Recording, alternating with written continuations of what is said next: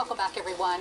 Reading is one of my favorite pastimes, but so is overthinking almost everything. So that's why it's such a pleasure to welcome Stephen Fogel. He's the author of My Mind is Not Always My Friend, a guide for how to not get in your own way. Stephen, welcome. Thank you. It's nice to be here. Intriguing title. How did you come up with that? Just by getting in my own way this whole lifetime, and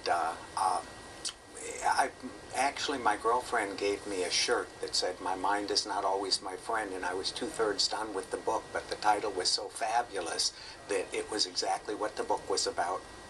How did you start this journey? I mean, you are a successful businessman, but what got you on this path to figuring out that you were in this battle with your mind and getting things done? Pretty much when I was in my early 30s, I was already quite successful in the real estate world, and money was pouring in, and I had a nice house, nice kids, and all of a sudden I realized I was pretty unhappy. And the reason I realized I was pretty unhappy is because I got money handled, kids handled, and wife handled, and now I had to live with my own, the voice in my head being very critical and telling me I wasn't good enough, and listening to what people had to say and not liking what I heard. We all hear that at one point or another in our lives, and sometimes every day. So how did you figure it out?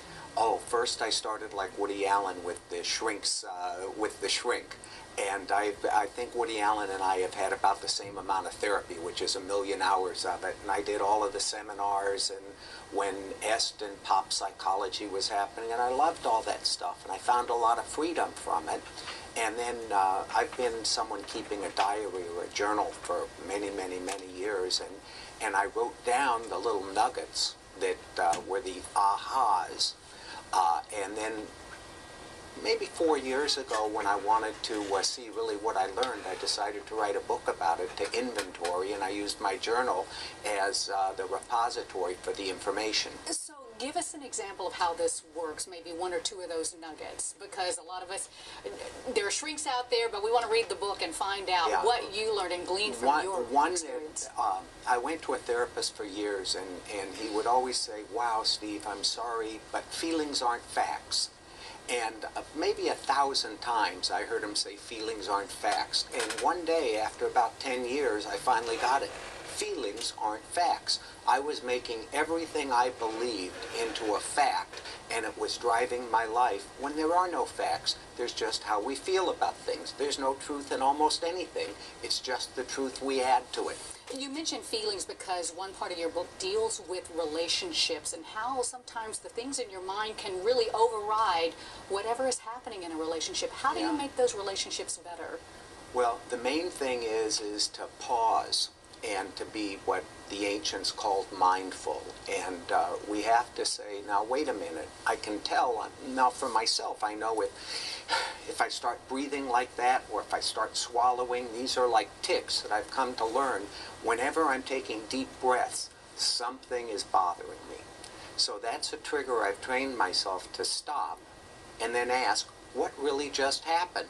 And when you are mindful and you really see what happened, as opposed to what I made out of it, someone gave me a dirty look. Were they even looking at me? And all of a sudden I'm off to the races with that person's no good, he's going to hurt me, I disappointed them, and there's no truth to any of it. You talk about the mind in this book being a machine, and sometimes that machine just goes haywire. It just doesn't work for you. Yeah, well, we all have a voice in our head, and the voice in our head has the ability to take over the control center and make us think that the voice is me. It's not my voice. The voice has a purpose. It's to protect us. And it's just like in the United States, our president has a bunch of cabinet members, and they say, bomb the guys, don't bomb the guys, make peace, give them money, don't give them money. And it's like when some of those board members yell so strong, they override the president, who has to make his own decisions. So that's what we do. The voice in our head can just commandeer common sense and make us have weird beliefs. So what you're saying, to take it back, just take a step back and take a deep breath. Yes, and then realize that there is no truth. That it's just feelings. They're not facts. You look so cool and calm right now. So how many minutes in an hour are you usually in control? without that voice in your head? I like to feel I have gotten so enlightened. Maybe I have 8 or 10 minutes in an hour. Still working on it, huh? Oh, constantly. Hey, this is a start, though. This is a start. My mind is not always, my friend, a guide for how not to get in your own way. It's available at your local bookstore and online. There's also a website as well. For more information, you can log on to mymindisnotalwaysmyfriend.com. I like that. Thank you. Stephen Fogel, thanks so much for joining us, and we'll be back with more Bay Sunday after this break.